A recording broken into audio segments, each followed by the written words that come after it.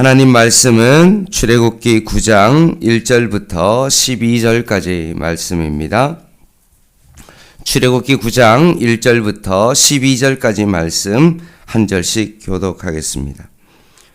여호와께서 모세에게 이르시되 바로에게 들어가서 그에게 이르라. 히브리 사람의 하나님 여호와께서 말씀하시기를 내 백성을 보내라. 그들이 나를 섬길 것이니라. 여호와의 손이 들에 있는 내 가축 곧 말과 나귀와 낙타와 소와 양에게 더하리니 심한 돌림병이 있을 것이며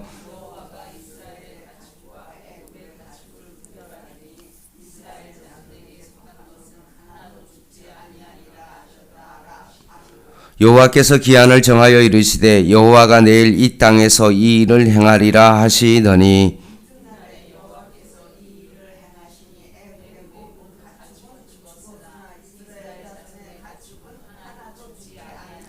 바로가 사람을 보내어 본즉 이스라엘의 가축은 하나도 죽지 아니하였더라. 그러나 바로의 마음이 완강하여 백성을 보내지 아니하니라.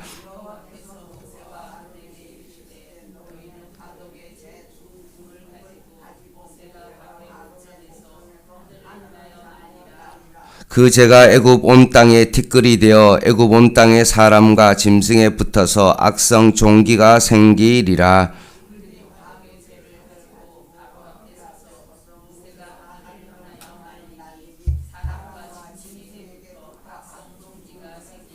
요술사들도 악성 종기로 말미암아 모세 앞에 서지 못하니 악성 종기가 요술사로부터 들로부터 애굽 모든 사람에게 생겼음이라.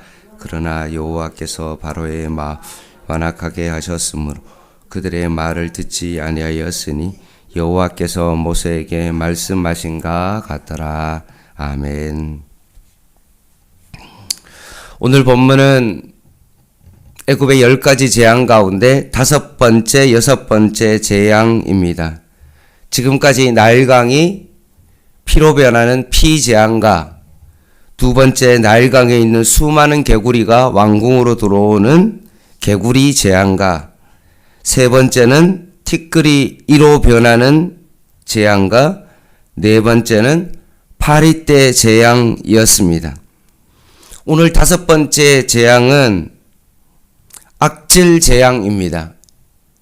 가축에게 심한 돌림병이 걸리는 재앙입니다. 1절 말씀에 보면 여호와께서 모세에게 이르시되 바로에게 들어가서 그에게 이르라. 히브리 사람의 하나님 여호와께서 말씀하시기를 내 백성을 보내라.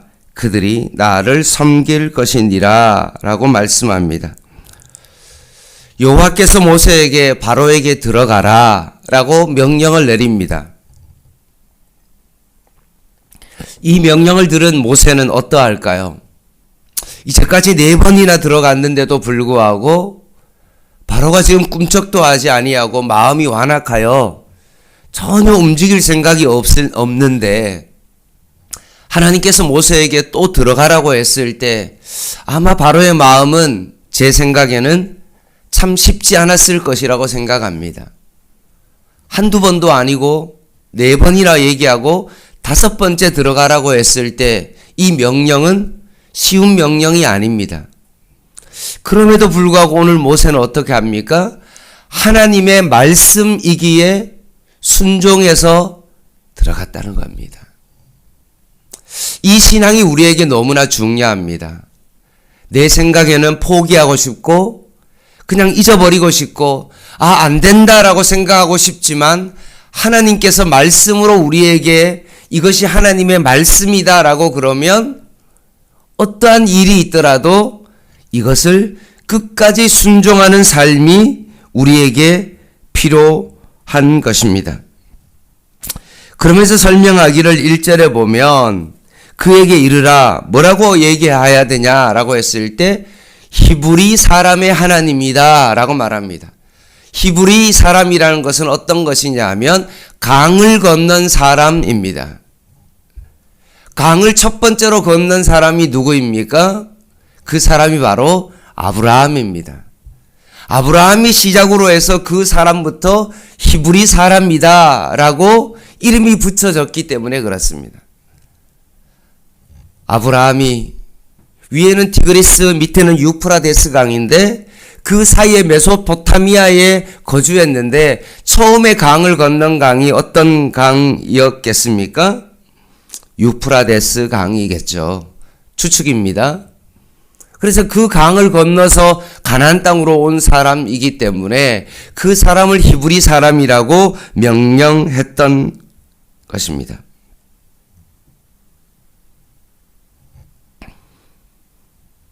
그래서 히브리 사람의 하나님이다 라고 했던 것처럼 강을 건너야 된다 라고 했던 것처럼 이제는 애굽의 강을 건너야 될 사람이다 라는 것을 밝히고 있는 것입니다. 그러면서 만약에 바로왕이 이스라엘 자손을 내보내라고 했는데도 불구하고 내보내지 않으면 고집을 부리면 어떻게 되느냐? 2절에서 5절까지 말씀에 있는 것처럼 다섯 번째 재앙인 가축에게 심한 돌림병, 악질이 생겨서 애굽의 가축들이 몰살당하게 될 것이라고 말씀합니다. 지금으로 말하면 구제역과 같은 거죠. 구제역은 무엇입니까? 발과 입에 소와 돼지 같은 어떤 그런 동물들이, 발굽이 있는 어떤 그런 동물들이 입과 발에 물집이 생기는 그런 거죠. 구제역이 생기면 어떻게 되어집니까? 일반적으로 치료법이 없기 때문에 도살하죠. 그냥 땅을 파서 그냥 묻어버립니다. 지금으로 말하면 뭐 닭이나 오루와 같은 야생 조루에 걸리는 조루 인플루엔자나 우리가 알고 있는 뭐 조루 독감이나 이런 것들 같은 그런 병입니다. 보기에는 지금 이 다섯 번째 재앙이 그냥 자연적인 어떤 질병처럼 보일지는 모르지만 실제적으로는 그것은 초자연적인 재앙이었습니다. 나라의 온 경제가 흔들리는 그런 재앙이죠. 예를 들어서 말이 심한 돌림병이 걸리면 어떻게 되어집니까? 지금으로 말하면 이 말의 역할은 전쟁할 때 뭔가 기갑부대와 같은 그런 어떤 지금으로 말하면 전차와 같은 어떤 그런 존재이죠. 나귀가 예를 들어서 구제역이 걸리면 어떻습니까? 돌림병이 걸리면 지금으로 말하면 승용차와 같은 그런 역할입니다. 낙타는 어떻습니까? 트럭과 같은 운송수단이죠. 소는 지금으로 말하면 경운기와 트랙터와 같은 그런 겁니다. 그리고 양은 어떻습니까? 섬유산업과 육류산업에 먹는 것에 식생활과 관계된 그런 동물인데 심한 역병이 걸리면 결국 먹는 것에 문제가 생기는 것입니다.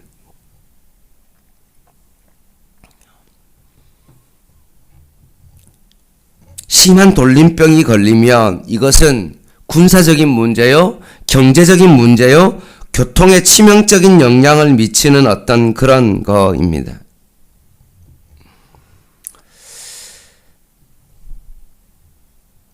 이 심한 돌림병 악질이 걸렸음에도 불구하고 바로의 마음은 여전히 완고합니다. 하나님 앞에 무릎을 꿇고 석고대죄라도 해야 될 것 같은데 바로의 마음은 움직이지 않습니다. 6절 7절 한번 보겠습니다. 이튿날에 여호와께서 이를 행하시니 애굽의 모든 가축은 죽었으나 이스라엘 자손의 가축은 하나도 죽지 아니한지라. 바로가 사람을 보내어 본즉 이스라엘 가축은 하나도 죽지 아니하였더라. 그러나 바로의 마음이 완강하여 백성을 보내지 아니하니라 라고 되어 있습니다. 모든 하나도 남김없는 그런 하나님의 질병이 있지만 바로 왕은 여전히 완강합니다. 그래서 결국은 여섯 번째 재앙인 악성 종기가 나는 것입니다. 8절에서 12절이죠. 이것은 독종입니다. 8절 말씀을 보면 하나님께서 모세와 아론에게 하덕에 있는 재를 두 움큼 가져 움켜쥐고 공중에 뿌리도록 합니다. 그랬더니 어떤 일이 벌어집니까? 악성 종기가 되었습니다. 하덕은 벽돌을 굽는 아궁이를 가르치는 건데 거기에 그 하덕은 이스라엘 백성이 늘 생활했던 곳, 뭔가 이렇게 고통과 처참함이 있는 압제당하는 그곳에서 재를 가져다가 공중에 뿌림으로 말미암아 독종이 생기게 되어집니다. 악성 종기는 애굽의 짐승에게 일어났던 그런 재앙이라면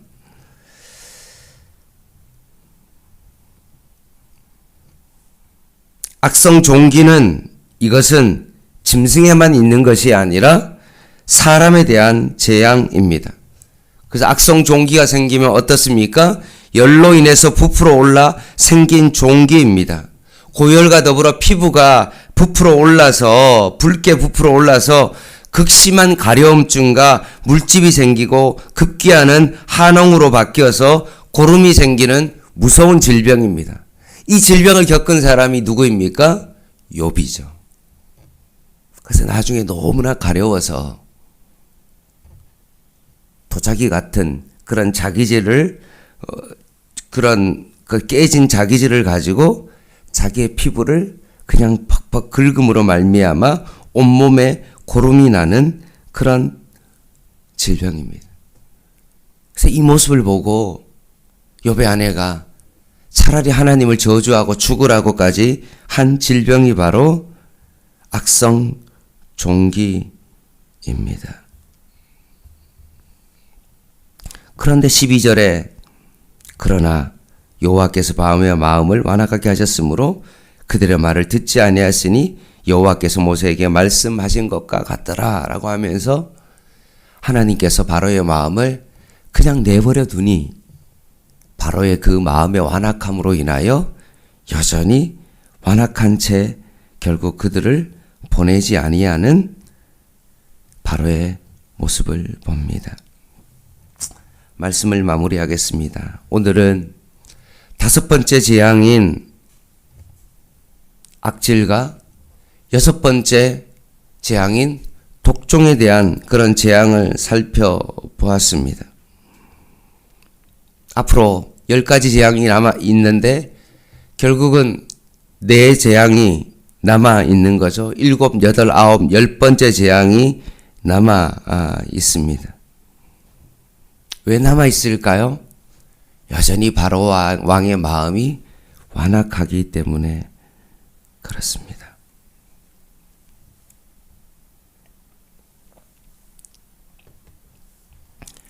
사랑하는 성도 여러분, 오늘도 우리의 마음이 하나님을 바라보지 아니하고 하나님의 말씀 가운데 우리의 삶이 들여지지 않는다면 우리는 여전히 바로와 같은 그런 삶을 살아갈 수밖에 없기 때문에 그렇습니다. 오늘 이 아침에 하나님의 말씀 가운데 성령을 통하여서 우리의 마음의 밭을 기경하지 않으면 오늘도 우리의 마음은 여전히 바로와 같이 길가와 같이 너무나 딱딱하고 돌짝각과 같이 너무나 정말로 딱딱하고 정말 가시밭과 같은 그런 정말 상대방을 찌를 수밖에 없는 그런 마음을 가지고 우리는 살아갈 수밖에 없는 겁니다. 오늘도 이 아침에 다시 한번 바로왕의 그 마음의 완악함을 통하여서 하나님의 말씀 속에서 내 자신의 삶을 다시 한번 들여다보고 나도 이런 모습이 있구나라는 것을 기억하면서 내 마음의 밭을 기경해야만이 나도 하나님의 도구로 오늘도 하나님의 말씀대로 살아갈 수 있기 때문에 그렇습니다. 오늘도 우리의 눈을 들어 하나님의 말씀을 바라보며 하나님의 말씀 가운데 순종하며 살아갈 수 있는 바로와 전혀 같지 않는 그런 삶을 살아가는 저와 여러분 되시기를 주님의 이름으로 간절히 부탁을 드립니다. 기도하겠습니다.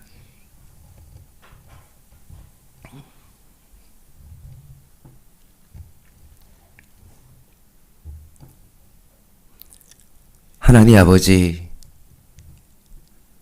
바로의 완악한 마음이 우리의 마음이 되지 않게 하여 주시고, 오늘도 하나님의 말씀으로 우리의 마음밭을 기경하게 하여 주시고, 한 말씀이라도 그것이 나의 말씀임을 알아 오늘도 그 말씀대로 지키어 행하며 살아가는 저희들 되게 하여 주시옵소서.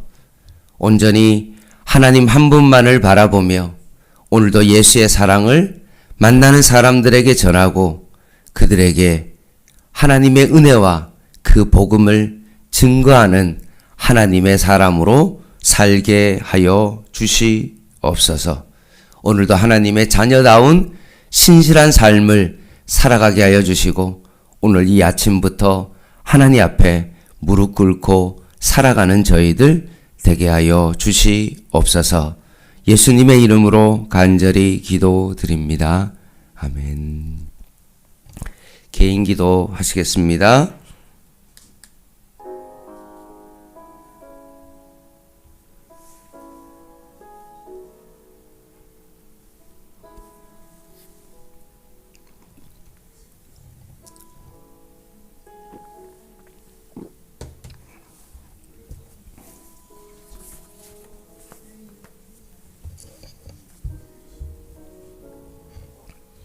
하나님,